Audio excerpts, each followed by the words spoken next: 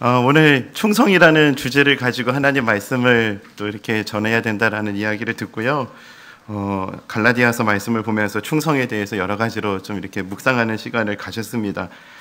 이 충성에 대해서 이렇게 묵상을 하면서 제가 그동안 가지고 있었던 충성에 대한 또 의미와 성경에서 말하고 있는 충성의 의미가 참 다르다는 것을 제가 좀 깨닫는 시간이 있었고요.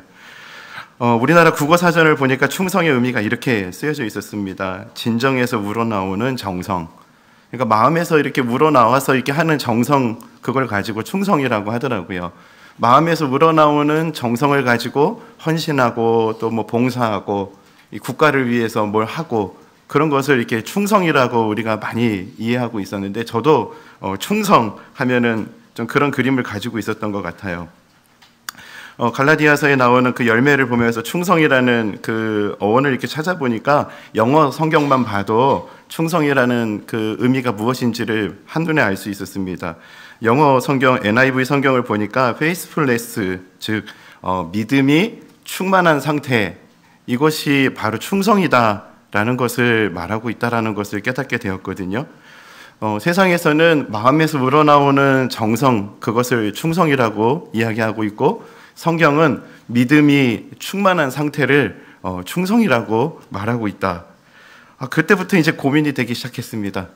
사실은 오늘 본문을 이렇게 정하기 전에 설창석 목사님이 그 저를 보면서 충성이 딱 저한테 맞는 주제라고 해가지고 사실은 제가 마음에서 우러나오는 정성 이런 개념을 가지고 충성을 생각하고 있다 보니까 이렇게도 또 말씀을 전해보고 이렇게 해야지 하고 성경을 펴서 이 어원을 찾아가보고 이렇게 하니까 전혀 제가 생각한 것과 다른 주제인 거예요. 그래가지고 믿음의 충만한 상태, 믿음이 충만하다, 이것을 어디서 이야기하고 또 말씀을 나누면 좋을까 이렇게 고민하다가 제가 지난번 금요기도에 설교를 준비하다가 한 책을 보다가 한 목사님이 이렇게 한 문구를 보고 오늘 본문을 정하게 됐습니다. 도대체 다윗은 시편 23편을 왜 썼을까? 하나님을 향한 우리의 믿음을 키워주기 위함이었다.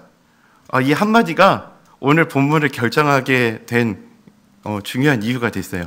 도대체 다윗은 시편 23편을 왜 썼을까? 하나님을 향한 우리의 믿음을 키워주기 위함이었다. 충성에 아주 딱 맞는 말씀이 시편 23편 1절이구나 하는 생각을 했고요. 또 다른 이유가 하나 있는데 저희 딸이 평생에 최초로 암송한 말씀이 시편 23편 1절 말씀입니다. 두 번째, 세 번째 말씀도 이렇게 암송하는데 금세 다 까먹고요.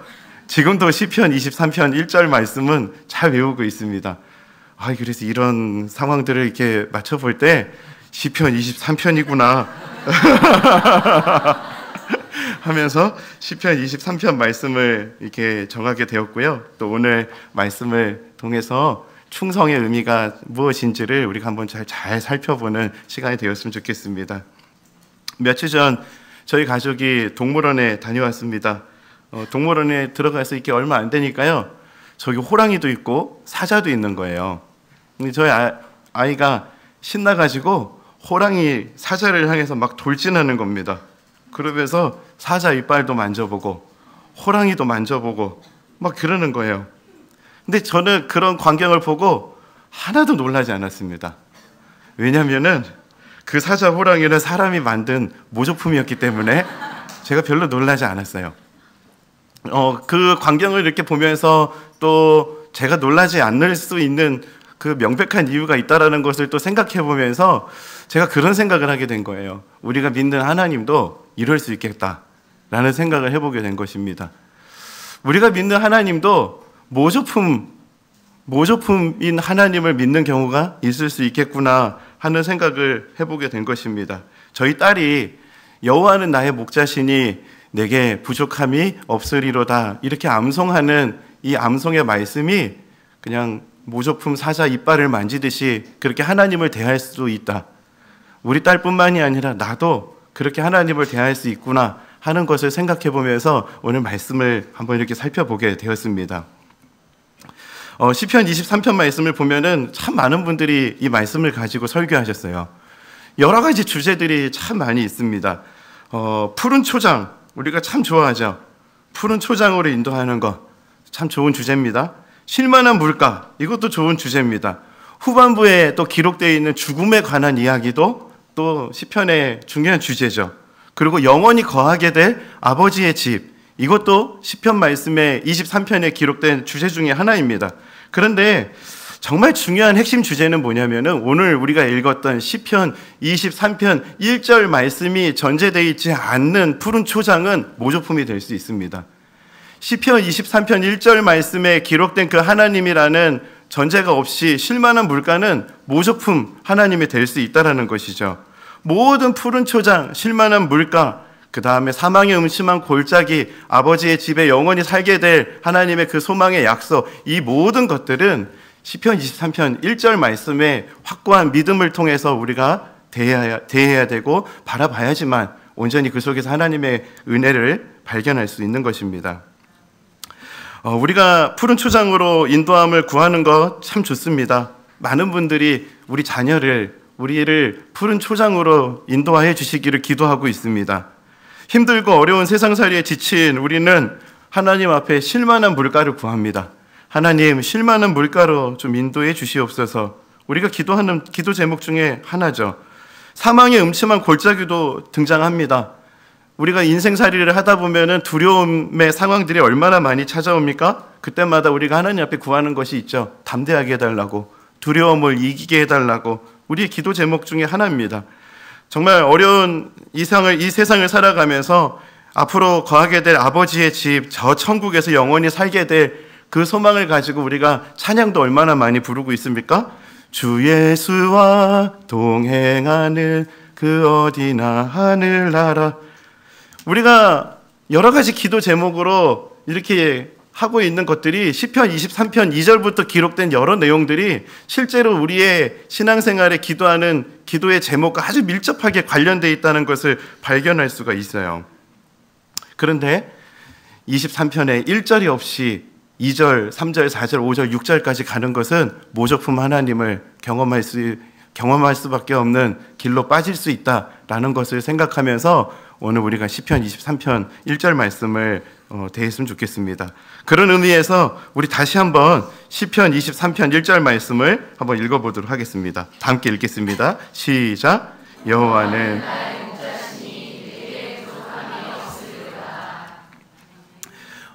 오늘 이 본문 시편 23편 1절 말씀의 이 의미를 우리가 잘 깨닫기 위해서 우리가 두 가지 질문을 해야 되는데요. 첫 번째 질문입니다.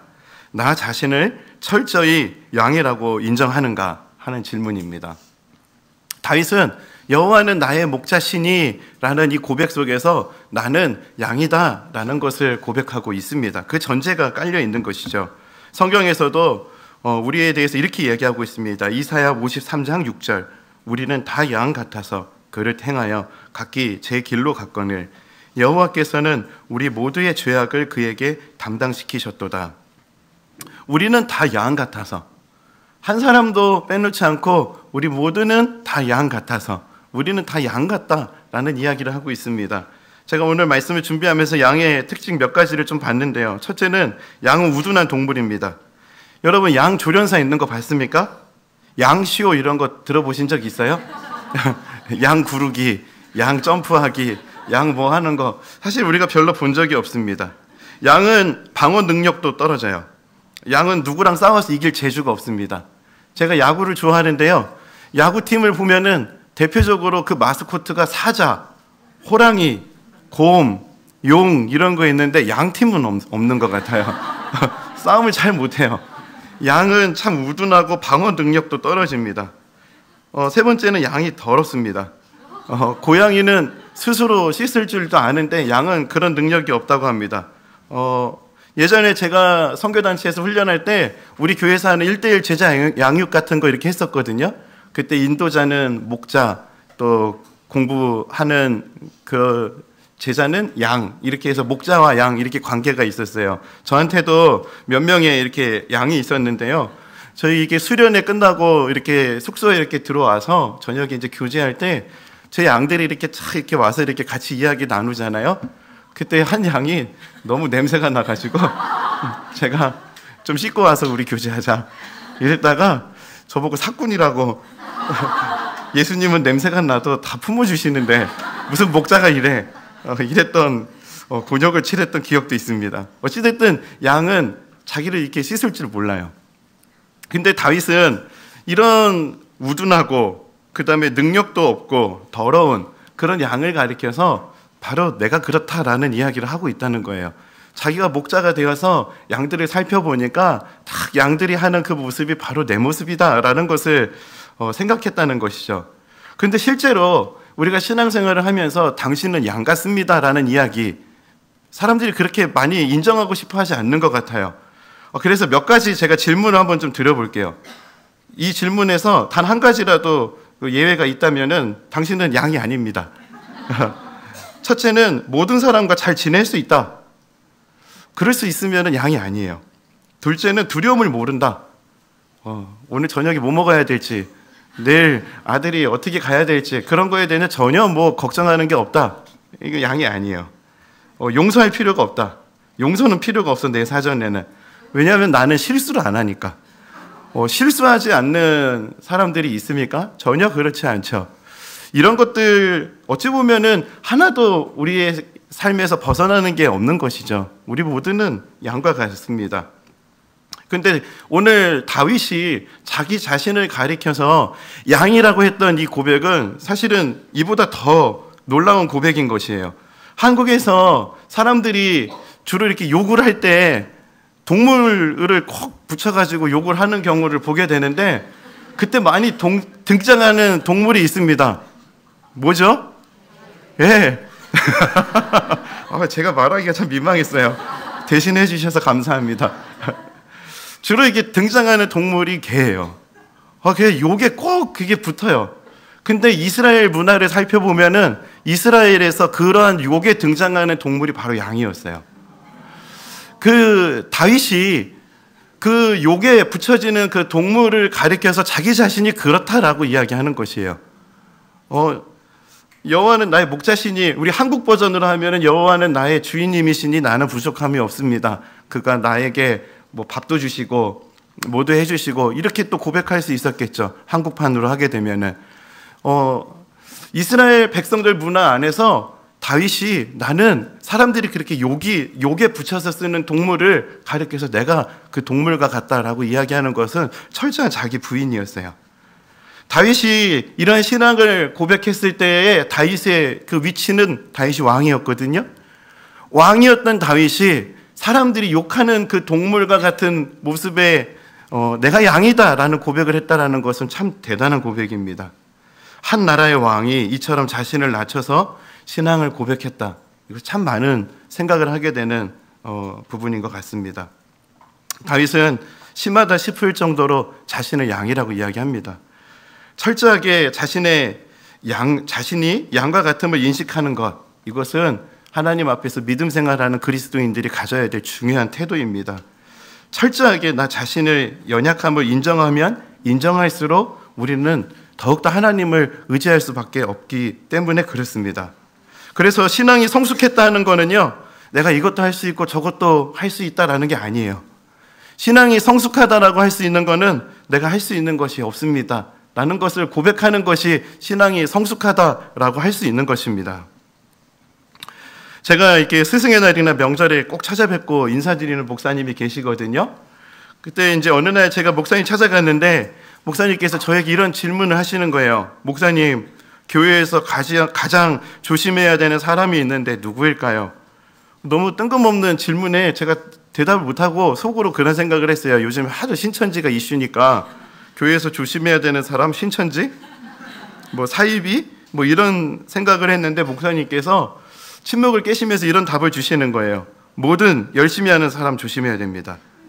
특별히 기도하지 않고 열심히 하는 사람을 제일 조심해야 됩니다. 기도하지 않고 열심히 하는 사람 제일 조심해야 된다. 옆에 잘 살펴보세요. 기도하지 않고 열심히 하시는 분이 계시면 조심하십시오. 네. 왜 그래야 되는지, 그 의미가 무슨 말씀으로 무슨 의미로 그런 이야기를 하시는지를 깊이 이해할 수 있었을 것 같아요. 그러면서 제가 대학 시절에 훈련받았던 그 시절이 참 많이 생각이 나는 것이에요. 제가 선교 훈련을 받으면서 그때 그 훈련했을 때 가장 중요하게 점검했던 부분이 뭐였냐면은 항상 기도로 결정한 것을 물었습니다. 제가 무엇을 결정하고 무엇을 하기로 했다라고 하면 기도로 결정한 거야? 심지어는 찬양 콘티 짜가지고 콘티 가지고 이렇게 왔을 때에도 꼭 물어봤어요. 기도하면서 어떤 마음을 주셔서 콘티를 이렇게 짰어? 참 그래서 힘들었어요. 이게 계산이 딱딱딱딱 나오는데 이거를 꼭 하나님 앞에 물어야 돼? 꼭 무슨 마음 받아서 해야 돼? 라는 게 사실은 제 생각이었는데 그럴 때마다 끊임없이 저를 괴롭히는 게 뭐였냐면 기도하고 한 거야? 하나님 앞에 물어봤어? 하나님 앞에 묻고 결정한 거야? 심지어는 선교를 나가기로 파송하는 파송식에서조차 이렇게 대표가 되어 있습니다. 하나님, 이 상황이 하나님보다 앞서가는 상황이라면 길을 막아주시옵소서. 우리의 열심과 열정으로만 복음을 전하지 않게 하시고 하나님의 인도하심을 따라 민감하게 반응하며 인도하심을 따라가게 하옵소서. 선교사 파송하는 파송식에서 선교사 안수하면서 길을 막아달래요. 기도하지 않고 결정한 거라면은 이게 뭐야? 이게 눈물 흘리면서 막 파송해야 되는 분위기에 이게 초치는 거 아니겠습니까? 그게 그 훈련의 정신이었어요. 근데 그게 무슨 훈련을 하는 것인지 시간이 지날수록 참 그 의미가 너무나 감사하고 또 그런 훈련을 받았다는 것이 참 얼마나 자랑스러운지 모릅니다. 이것이 우리의 일반적인 신앙생활에도 저는 반드시 적용되어야 된다라고 확신합니다. 여러분, 열심으로 우리가 하나님 앞에 나아갈 때마다 끊임없이 점검해야 되는 것이 우리의 신앙생활의 중요한 태도입니다. 하나님 앞에 먼저 묻고 하나님, 내가 이것을 결정했는데 하나님, 이것이 하나님의 뜻입니까? 심지어 우리 자녀들의 진로를 결정할 때도 마찬가지죠. 내가 이렇게 결정해놓고 하나님 여기로 좀 맞춰주세요라고 기도하는 것이 우리의 기도인지 아니면은 내가 이렇게 결정한 것을 하나님 앞에 물어가면서 하나님, 이것이 정말 주님의 뜻입니까? 라는 것을 늘 점검하며 그렇게 조심스럽게 한 걸음 한 걸음 나아가고 있는지를 오늘 이 시간을 통해서 우리의 신앙과 우리의 태도를 한번 살펴보았으면 좋겠습니다. 우리가 어떻게 우리가 이리를 이길 수 있겠습니까? 양이 어떻게 이리를 이길 수 있겠습니까? 예수님께서는 제자들을 향해서 이리떼를 향해서 보내는 것과 같다라는 이야기를 하셨거든요. 말씀을 많이 보고 훈련을 많이 하면은 이리떼를 이길 수 있을까요? 전혀 그렇지 않습니다. 목자 곁에 머물고 목자 옆에 있으면은 이리떼를 이길 수 있는 것입니다. 하나님은 철저하게 하나님 의존적이고 하나님을 의지하며 한 걸음 한 걸음 나아가야 되는 삶이 신앙임을 우리에게 가르쳐 주셨습니다. 여러분, 우리 신앙생활 어머니 기도에 올 정도면 그래도 우리가 기도 좀 하고 신앙생활 좀 합니다. 여러분, 여러분이 결정하는 그 결정 앞서 하나님 앞에 묻고 계십니까? 여러분, 하나님을 철저하게 의지하고 계십니까? 여러분, 오늘 우리가 주님 앞에 기도하는 자리에서 내가 하나님을 의지하지 않고 결정하는 그것이 있다면은 하나님 중단해 주시옵소서 라고까지 기도할 수 있는 믿음의 결단이 있는 시간이 되었으면 좋겠습니다. 하나님께서 나를 인도해 주시옵소서. 하나님보다 앞서가지 않게 하여 주시옵소서. 나보다 앞서가시는 하나님의 인도하심을 구하고 그 인도하심 앞에 민감하게 반응할 수 있는 은혜를 허락해 주시옵소서. 이렇게 철저하게 하나님 의존적인 하나님을 의지하며 신앙생활하는 자들에게는 하나님께서는 이러한 약속을 허락하여 주셨습니다. 다 함께 예레미야 17장 5절에서 8절까지의 말씀을 한번 읽어보도록 하겠습니다. 다 함께 읽겠습니다. 시작. 여호와께서 이와 같이 말씀하시니라.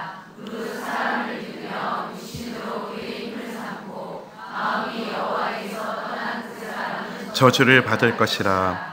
그는 사막에 떨긴 나무 같아서 좋은 일이 오는 것을 보지 못하고 광야 간조한 곳 건건한 땅 사람이 살지 않는 땅에 살리라. 그러나 무릇 여호와를 의지하며 여호와를 의뢰하는 그 사람은 복을 받을 것이다. 그는 물가에 심어진 나무가 그 뿌리를 강변에 뻗치고 더위가 올지라도 두려워하지 아니하며 그 잎이 청정하며 가무는 해에도 걱정이 없고 결실이 그치지 아니함 같으리라. 아멘. 오늘 예레미야 이 말씀이 시편 23편과 뭔가 비슷하다고 생각되지 않으세요? 오늘 하나님을 의지하는 자들에게 이러한 은혜를 주시겠다고 하나님 우리에게 약속하고 계십니다. 무릇 여호와를 의지하며 여호와를 의뢰하는 그 사람은 복을 받을 것이라. 하나님을 의지하는 것이 하나님의 은혜를 누리는 통로가 됩니다. 이것을 깨닫고 오늘 이 시간이 하나님 앞에 그렇게 의지하며 한 걸음 한 걸음 나아가기를 결단하는 시간이 되기를 소망합니다. 두 번째 질문입니다. 하나님은 나의 엘로힘 하나님이신가? 여호와 하나님이신가? 하는 질문이에요. 엘로힘 하나님, 여호와 하나님, 같은 하나님인 것 같아요. 성경을 보면 다 하나님이라고 하기 때문에 그렇습니다. 오늘 시편 23편 1절 말씀을 보면은 가장 주제가 되는 성구인데 어떤 하나님으로 시작하냐면은 여호와 하나님으로 시작하고 있습니다. 성경을 살펴보면 다 똑같이 하나님이라는 단어가 쓰여 있기 때문에 우리가 인식을 잘 못할 수 있지만 히브리어를 통해서 살펴보면은 여호와라고 쓰여지는 단어가 창세기 2장 4절에서 처음으로 쓰여졌다는 것을 알 수 있습니다. 여러분, 우리가 알다시피 창세기 1장은 어떤 일이 일어나죠? 하나님이 천지를 창조하시죠. 온 우주를 창조하신 하나님, 엘로힘 하나님이십니다. 전능하신 하나님, 모든 것을 할 수 있는 하나님, 그분이 바로 엘로힘 하나님이세요. 근데 창세기 2장에 와가지고 그 하나님을 가리켜서 여호와라고 기록하고 있어요. 창세기 2장에서는 어떤 사건이 기록되어 있죠? 사람을 만드십니다. 사람을 만드실 때의 하나님이 전능한 하나님, 엘로힘 하나님이 아니라 사람을 만드실 때의 그 하나님은 여호와 하나님으로 성경에 기록하고 있다는 거예요. 즉 사람과 하나님과의 그 관계성을 강조할 때 그 하나님을 가리켜서 여호와 하나님이라고 성경은 기록합니다.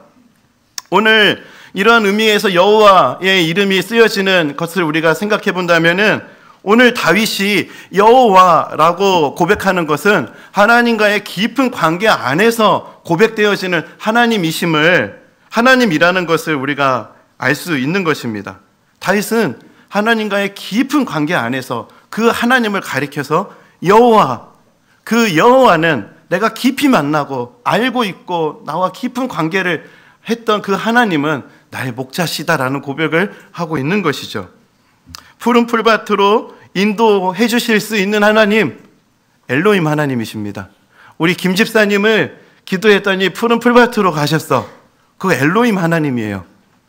이찬수 목사님 기도했더니 어떻게 됐다? 엘로힘 하나님이십니다. 엘로힘 하나님이시에요. 누구를 푸른 풀밭으로, 박권사님을 했더니 그 아들이 푸른 풀밭 쉴만한 물가로 갔어. 엘로힘 하나님이세요. 근데 여호와 하나님은 나와 깊은 관계 안에서 고백되어지는 하나님이다. 여러분, 우리가 이것을 생각해 볼 때 우리가 믿는 하나님은 엘로힘 하나님인가 아니면 여호와 하나님인가, 이 질문을 하지 않을 수가 없는 것입니다. 우리가 제 딸이 사자 모조품을 만지면서도 막 사자다 이러듯이 엘로힘 하나님, 엘로힘 하나님, 엘로힘 하나님만 찾다 보면은 우리가 하나님을 그렇게 모조품 하나님으로 만나고 그러면서도 하나님을 만났다 우리가 착각할 수 있는 자리로 나아갈 우려가 참 큽니다. 저는 어려서부터 시편 23편을 참 좋아했습니다. 제가 하나님을 막 믿기 시작했을 때 제가 기도만 하면은 하나님은 푸른 풀밭 쉴만한 물가로 인도해 주시는 하나님인 줄로 확실하게 믿고 있었어요. 그러다가 교회에서 이제 찬양도 좀 배우고 이렇게 성경도 좀 알고 이런 시간이 좀 지나고 났는데 이제 방에서 공부하고 있는데 밤이 되면은 그때 저희 부모님이 봤던 TV 프로그램이 가요 무대였거든요. 가요 무대 이렇게 보시는데 방에서 공부하는데 바깥에서 가요 무대에서 찬양이 나오는 거예요. 그래서 제가 깜짝 놀라가지고 가요 무대에서 찬양이 나오네 하고 나왔는데 그 찬양이 뭐였냐면은 이겁니다. 저 푸른 초원 위에 그림 같을 집을 짓고 사랑하는 우리님과 한 100년 살고 싶어. 저는 이게 시편 23편으로 만들어진 찬양인 줄 알았어요. 이게 그도 그럴 것이 우리가 2절 말씀을 보면은 그가 나를 푸른 초장과 쉴만한 물가로 인도하시는도다. 저 푸른 초원 위에. 그리고 이 시편 6절 말씀에 어떻게 끝나냐면은 내가 여호와의 집에 영원히 살리로다. 사랑하는 우리님과 한 100년 살고 싶어. 그러니까 저는 이게 시편으로 만들어진 이 찬양인 줄 알았어요. 그래가지고 제가 은혜를 엄청 받아가지고 이렇게 교회 가가지고 우리 전도사님한테 우리 이거 부르면 어떠냐. 이 새신자들도 진짜 좋아할 것 같다. 그리고 어른들 예배에서 이거 부르면은 이게 참 좋을 것 같은데 어떻게 생각하냐. 엄청 혼났던 기억이 납니다. 참 제가 이렇게 오해하기가 참 쉬웠던 것 같아요. 저 푸른 초원 위에 그림 같은 집을 짓고 사랑하는 우리님과 한 100년 살고 싶어.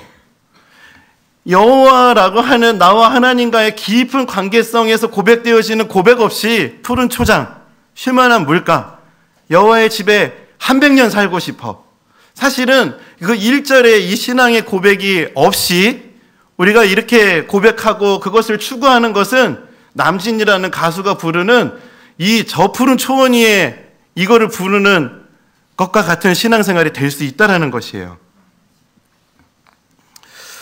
제가 믿었던 하나님이 엘로힘 하나님이었다, 모조품이었다라는 것을 깨닫게 된 계기가 제가 유학을 준비하고 또 떠나기로 결심했던 그런 상황에서 저는 엘로힘 하나님을 그동안 내가 만지고 그렇게 믿고 있었구나라는 것을 깨달았습니다.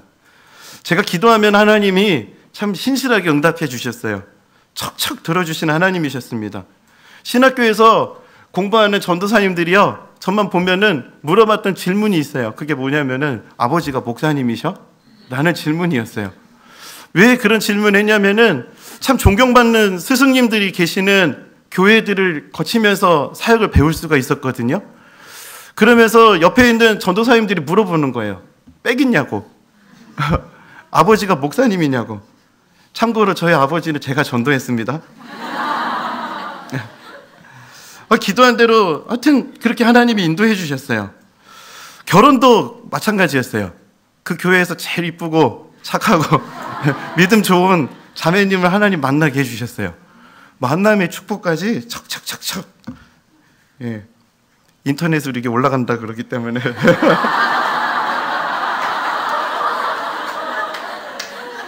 어쩌면 하나님 이렇게 신실하신지 참 너무 감사했습니다. 제가 그리고 교회 대학부 사역을 한참 하다가 아이들 앞에서 비장하게 결심했어요. 얘들아, 나 사역 올해까지만 해야 될 것 같다. 나 유학 가야 될 것 같아. 그리고 공부 열심히 하고 돌아올게.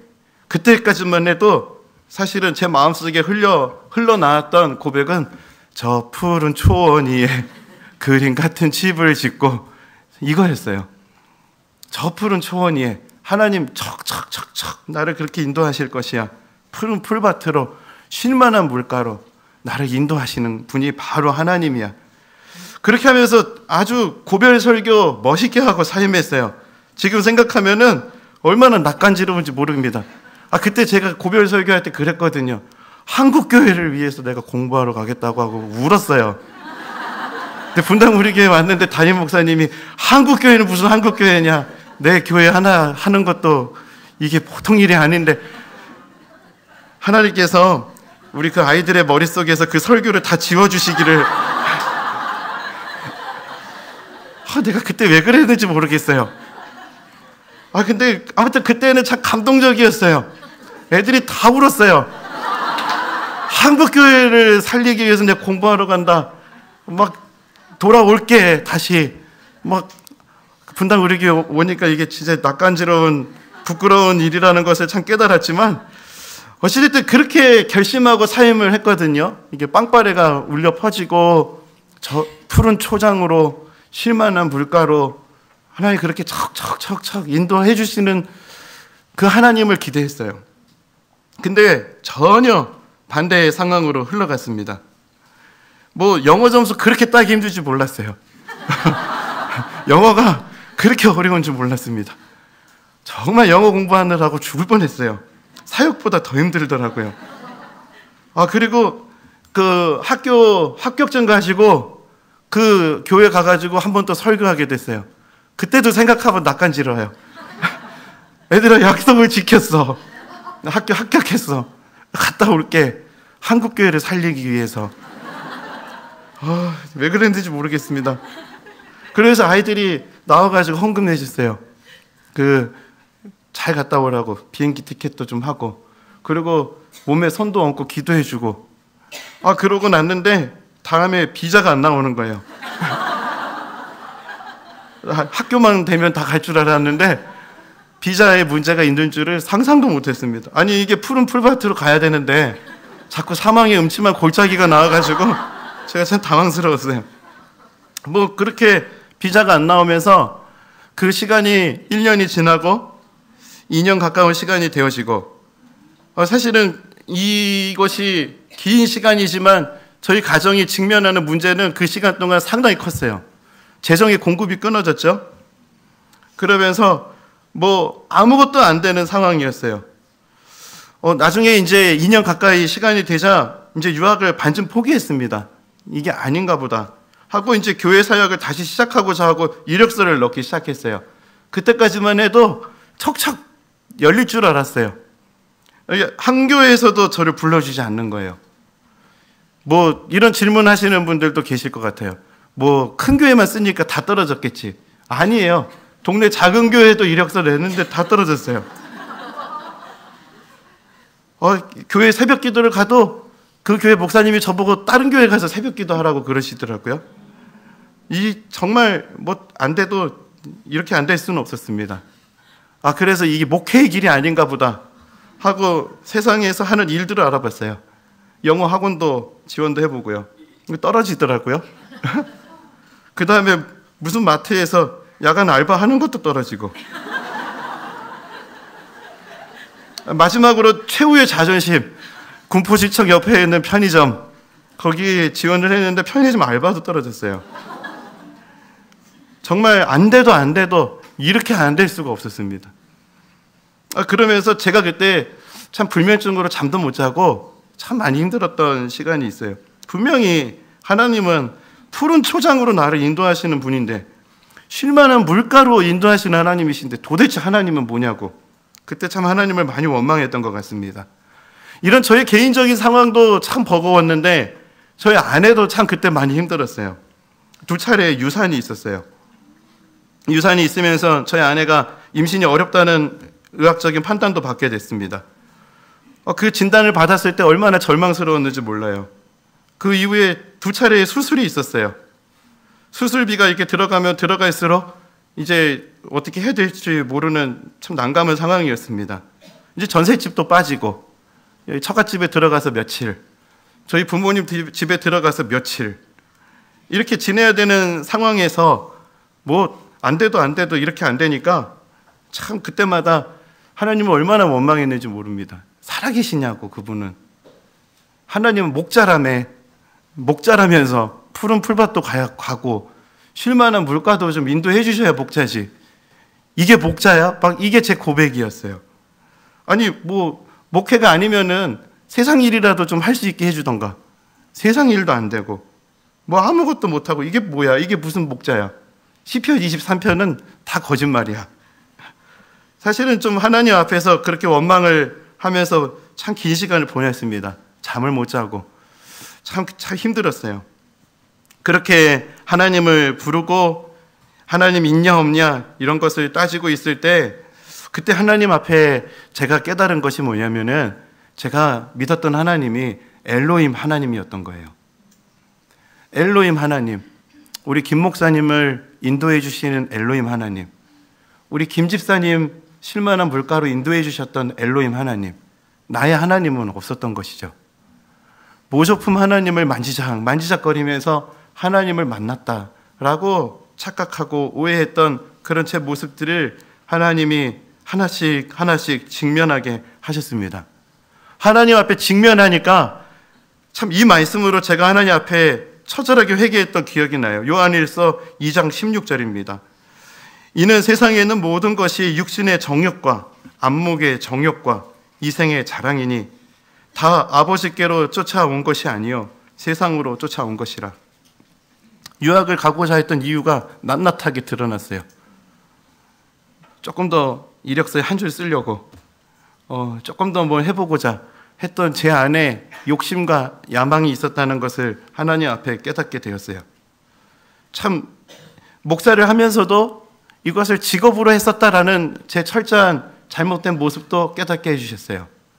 소명으로 가고 있었던, 그리고 그렇게 왔다라고 착각하고 있었는데 제 안에 깊이 내재된, 제 안에 허황된 욕심과 이것을 직업으로 삼았던 저의 잘못된 모습들이 하나님 앞에 낱낱이 드러나게 되었습니다. 하나님을 위해서 내가 무엇을 해주는 줄 알았는데 그것이 아니었어요. 발가벗겨진 제 모습을 하나씩 하나씩 하나님은 저에게 직면시켜 주셨습니다. 그러면서 그렇게 정체된 그 시간이 하나님 앞에 회개하는 시간이었고, 그리고 지금 돌이켜보면은 그렇게 막혀진 2년 넘는 그 시간이 하나님 앞에 참 감사한 시간으로 기억에 남아 있습니다. 그때 하나님 안 막아주셨으면은 어떨 뻔했나. 지금도 엘로힘 하나님을 전하면서, 여러분 믿습니까? 푸른 풀밭으로 갈 줄 믿습니까? 아멘이 없으시네요. 쉴만한 물가로 갈 줄 믿습니까? 여러분 아들, 딸들은 쉴만한 물가로 갈 줄 믿습니다. 막 이랬을 거예요. 사실은 그 2년의 막혀진 시간을 통해서 제가 만난 하나님, 그때 비로소 저는 여호와 하나님을 경험하고 그 하나님을 고백할 수 있게 되었습니다. 푸른 풀밭 없어도 돼요. 여호와는 나의 목자시니 내게 부족함이 없으리로다. 하나님과의 깊은 관계 안에서 고백할 수 있는 부족함 없으리로다의 이 고백. 여러분의 하나님은 엘로힘 하나님이십니까? 아니면은 여호와 하나님이십니까? 이 믿음으로 하나님 앞에 한 걸음 한 걸음 나아가는 그 사람이 바로 충성된 사람인 줄 믿습니다. 말씀을 정리하겠습니다. 사랑하는 성도 여러분, 오늘날의 신앙생활하는 우리가 어찌 보면 모조품 하나님을 믿고 있는 것은 아닌지 모르겠습니다. 옆에 있는 분들의 간증을 들으면서 그 하나님이 내 하나님인 줄로만 착각하고 있는 것은 아닌지 우리가 한번 점검해 봐야 될 것 같습니다. 누구를 푸른 초장으로 인도하시는 하나님, 엘로힘 하나님이십니다. 예전에 보니까 이렇게 기도하면 된다더라. 쉴만한 물가로 인도해 주셨더라. 우리 순장님 자녀들은 그렇더라. 엘로힘 하나님이십니다. 지금 오늘 내가 만나는 그 하나님은 여러분에게 있어서 여호와 하나님이십니까? 엘로힘 하나님이십니까? 오늘 이 시간 하나님을 나의 하나님 여호와로 고백하는 시간이 되었으면 좋겠습니다. 여호와 하나님과의 깊은 관계 안에서 고백할 수 있는 그 하나님 여호와, 그 하나님으로 인해 부족함 없음을 고백할 수 있는 자가 충성된 자요, 충성된 삶을 살아가는 자라는 것을 깊이 깨닫고 그런 성령의 열매를 구하고 또 그런 은혜 가운데 거하는 우리 모두가 되기를 소망합니다.